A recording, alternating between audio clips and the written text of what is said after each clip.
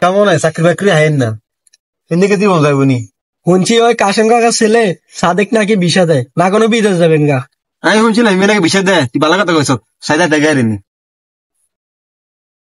বাবুরে আমি এত হয়তো সহি আমি আইয়ে লাগি কি অবস্থা না আপনারা তো এনে বয়টা রইলেন কাজ বাজ যায় চাকরি বাকরি পাইন না এলা আড্ডা মারে রে বন্ধু বান্ধব লোক।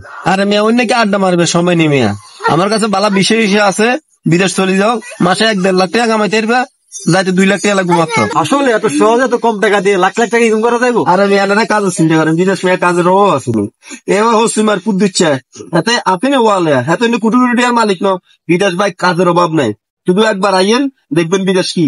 আরে বন্ধু ভাবি চিন্তি দেখ পাসপোর্টটা শিখতে গেছিল অনেকে প্রতারণা শিখে না। এটা ঠিক কথাই কইছ।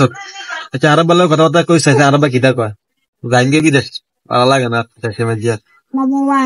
আচ্ছা ঠিক আছে ভাই আরব বলার কথা কয় আমরা জানাই ঠিক আছে।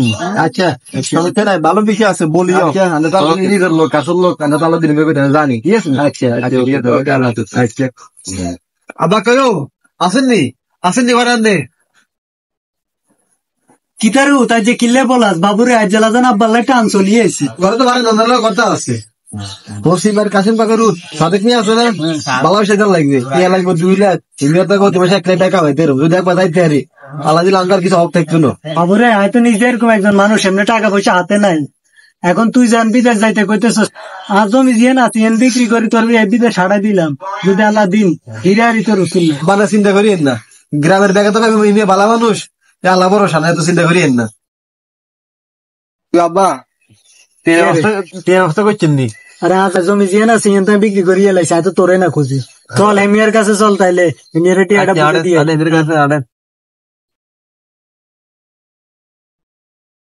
আসসালামু আলাইকুম ভাই।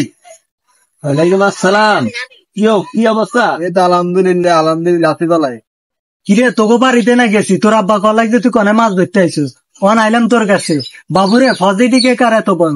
আরে কাকা এই ফজলিটা দেন দে এটা তো বাবুরে মানুষ মারি লইছি বাবু কি এখন আরে দূর কাকা ওই আলতু ফালতু কথা মুদি ছেলে আসলে মেন কথা হলো কাকা আমি তো মানুষের উপকার করি আসলে কাকা আন্নগো দোয়া চা কোনো উঠতেন না এই মানুষের বিদেশ হাঁটাই মানুষের লাখ লাখ টাকা কামাই কাকা লাখ লাখ টাকা কামাই এই মানুষের দোয়া কাকা এরকম ফজর হোক কেন তো কাকা মানে কি অবস্থা রে অন্যান্য কি অবস্থা মানে টেনশ গোছাইছেন নি ভতিজা তুই তো দেখরি আর কি অবস্থা অনাই আজ জায়গা জিয়েন আছে ইয়েন বিক্রি করি আর হুতের তোর হাতে উড়ে দিয়ে তোরে বিশ্বাস করে দিয়ে আর হুতে তোর হাতে থাকবো তুই এখানে দেশ শুনি রাইস আর হুতেরে কাকা আনে চিন্তা করি ননে টেনশ আনছেন নাকি ধর ভতিজা ইয়েনে 2 লাখ টিয়া আছে টিয়া গুন গো নিল কাকা আনে নিজের মানুষ আনে টেনশ এখন গমিয়া আচ্ছা লাগবে না এ শোনো তোমার তো ফাস্টফুড আগামীকালের ভিতরে আমাকে জমা দিয়ে দিও সামনের সপ্তাহে ইনশাল্লাহ তোমার ফ্লাইটে যাবো ঠিক আছে নি আর কি থাকো আল্লাহ হাফেজ।